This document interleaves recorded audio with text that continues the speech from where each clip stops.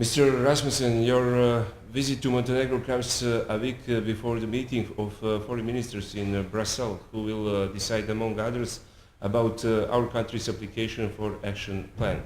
What messages are you bringing to Montenegro? First of all, that I'm very pleased to see the good relationship between Montenegro and NATO. I appreciate very much the decision that Montenegro will contribute to our operation in Afghanistan, and I welcome the Montenegrin application for a membership action plan. I want to see further progress in the relationship between Montenegro and NATO. We will back on some questions regarding Afghanistan a little bit later in this interview. I would like to ask you, on the one side, NATO is a military organization and at the same time a political entity. Standards in both areas need to be fulfilled in order for a country to become a member state. Where, in your opinion, has Montenegro made the most progress, and what remain are challenges? Well, first of all, I appreciate very much the progress you have achieved within defense reform. I think we have seen significant progress in that regard. There's still work to do concerning reforms in Montenegro. In particular, I would urge the government to step up the fight against corruption.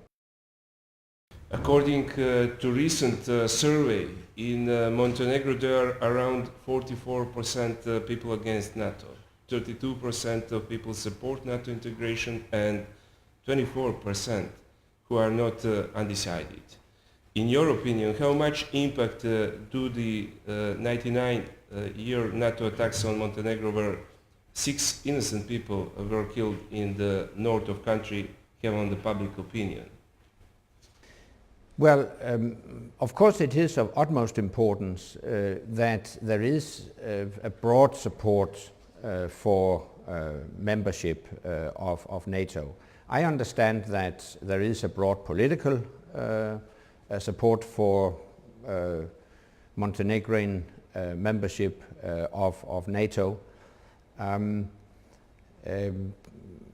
think, seen from a Montenegrin point of view, it is of utmost importance to join an alliance which can contribute in a positive way to security and stability in this part of Europe. The NATO alliance is a community of shared values, and for small countries like Montenegro, it is beneficial to participate in a bigger community and thereby get influence. So all in all, I think there are many good arguments in favor of Montenegrin membership of NATO. It's also a question of information about what NATO stands for. But still fresh memories from 1999. Yeah, well, it's understandable, but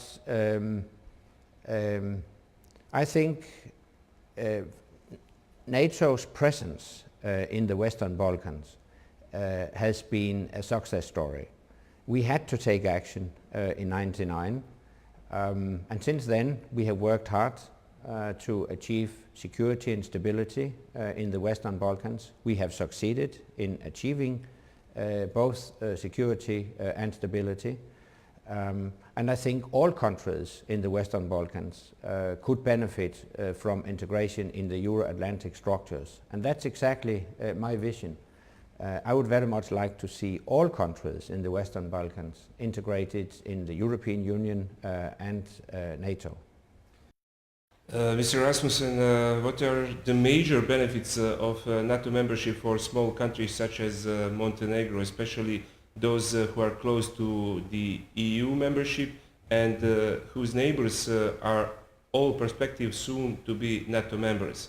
Considering the public opinion in Montenegro, I must ask you, would there really be a difference in Montenegro's political, security and economic climate if it opted to remain outside the alliance given its geographical location and its road toward EU integration?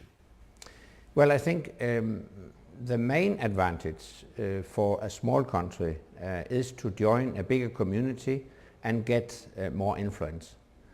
Small countries are influenced anyway from decisions taken by NATO, taken by the European Union, and then it's better to get a seat at the table where decisions are made. I think that's the main point for a small country to gain influence.